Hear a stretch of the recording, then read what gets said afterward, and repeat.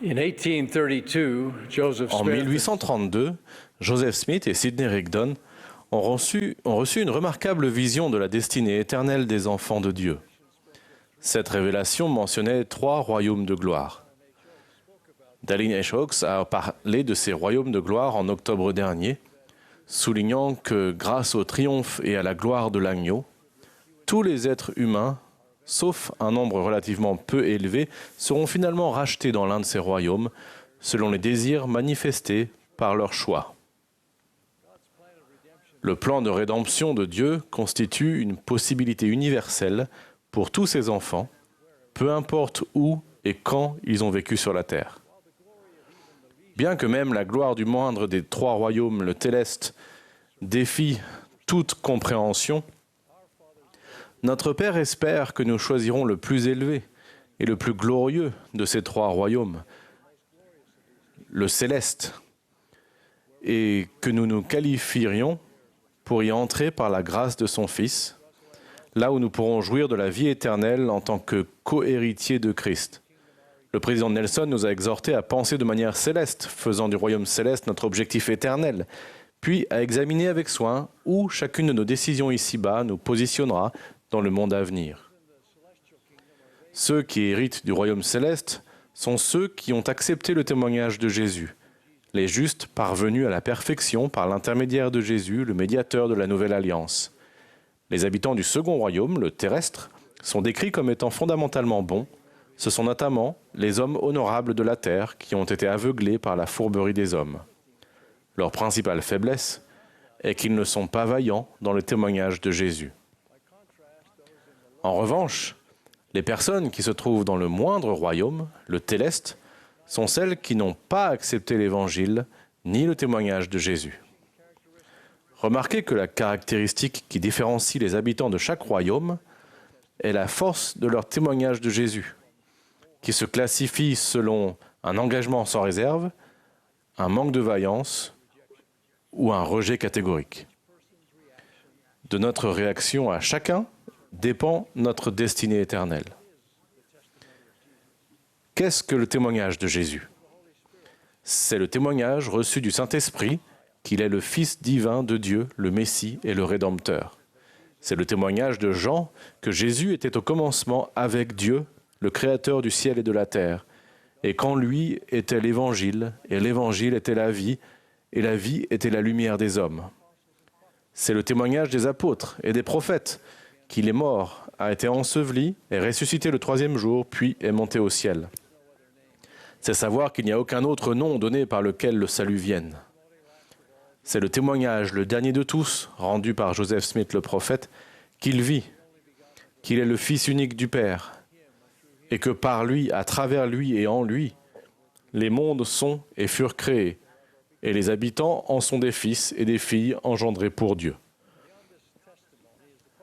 Au-delà de ce témoignage se pose la question suivante. Qu'en faisons-nous ? Les héritiers du royaume céleste acceptent entièrement le témoignage de Jésus en étant baptisés, en recevant le don du Saint-Esprit et en vainquant par la foi. Les principes et les vérités de l'évangile de Jésus-Christ déterminent leurs priorités et leurs choix. Le témoignage de Jésus transparaît dans ce qu'ils sont et ce qu'ils deviennent. Ils s'efforcent d'atteindre la mesure de la stature parfaite de Christ.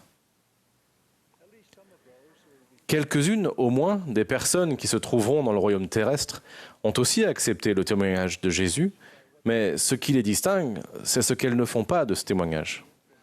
Le manque de vaillance dans le témoignage du Sauveur se traduit par une certaine apathie ou nonchalance. C'est être tiède, contrairement, par exemple, au peuple d'Amon dans le livre de Mormon, qui se distinguait par son zèle envers Dieu. Les habitants du royaume céleste sont ceux qui ont rejeté le témoignage de Jésus, ainsi que son évangile, ses alliances et ses prophètes.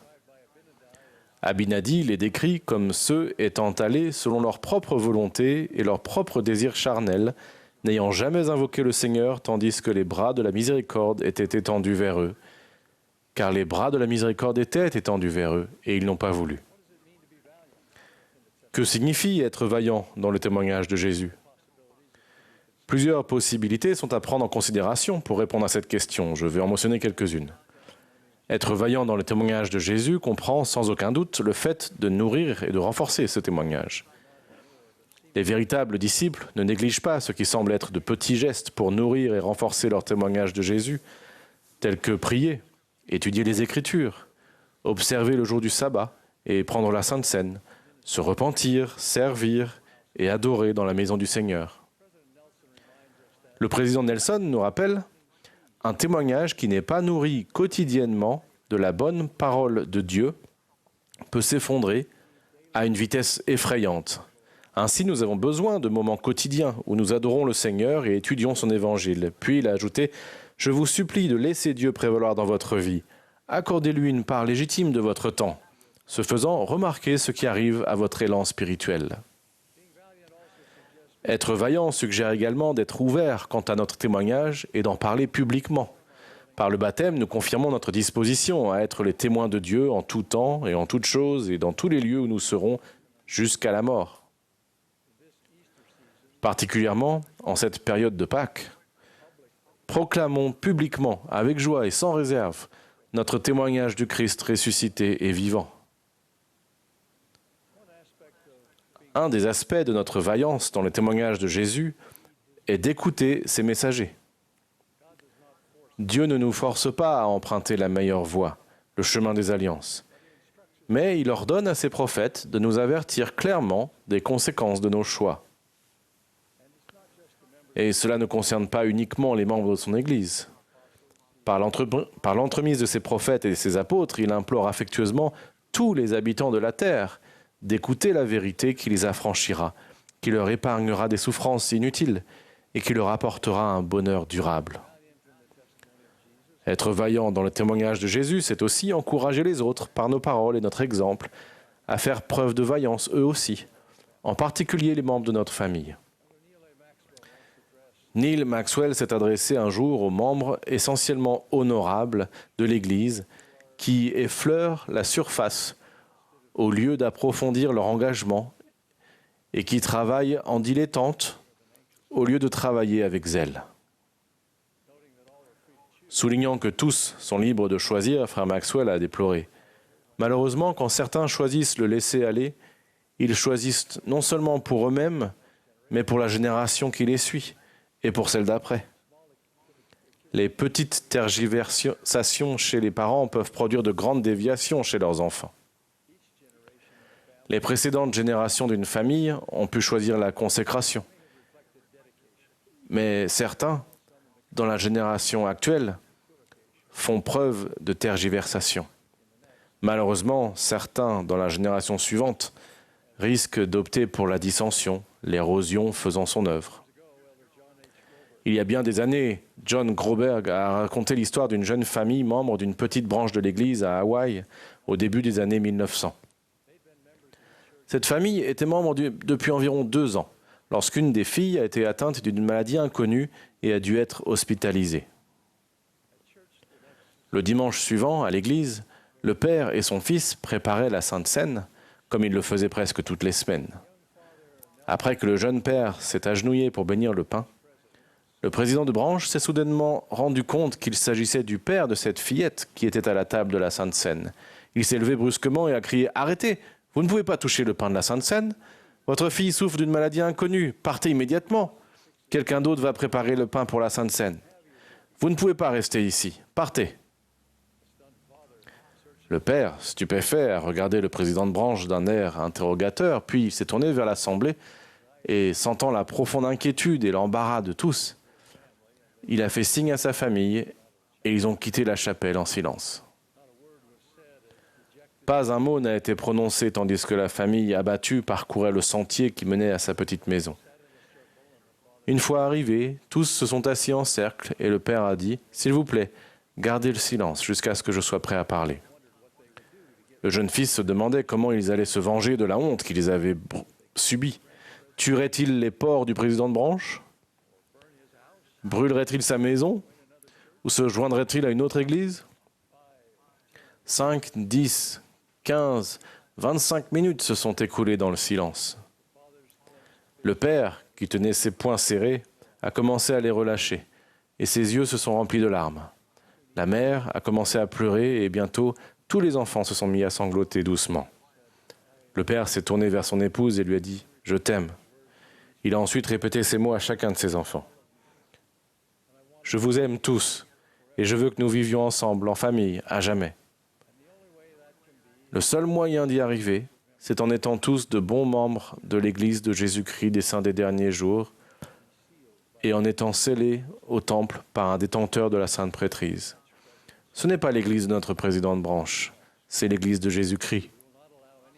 Nous ne laisserons aucun homme, aucune blessure, aucun embarras, ni aucune fierté nous empêcher d'être ensemble à jamais. Dimanche prochain, nous retournerons à l'Église. Nous nous isolerons des autres jusqu'à ce que nous sachions quelle est la maladie qui affecte notre fille, mais nous retournerons à l'église. Ils sont retournés à l'église, leur fille s'est remise de sa maladie et la famille a été scellée au temple d'Alei à Hawaï une fois qu'il a été achevé.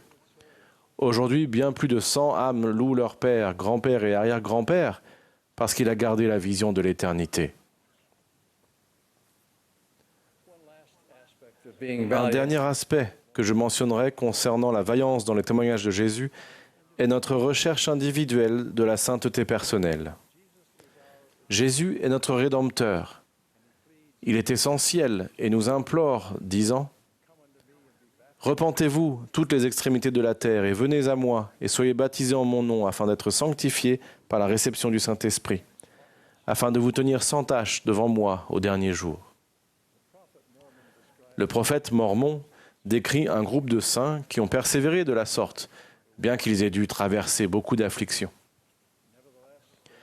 Néanmoins, ils jeûnaient et priaient souvent, et devenaient de plus en plus forts dans leur humilité, et de plus en plus fermes dans la foi au Christ, au point que cela leur remplissait l'âme de joie et de consolation.